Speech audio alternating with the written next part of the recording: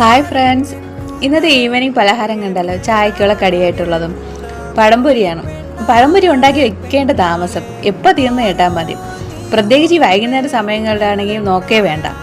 ചായക്ക് പഴംപൊരി അതൊരു പ്രത്യേക ടേസ്റ്റ് തന്നെയാണ്.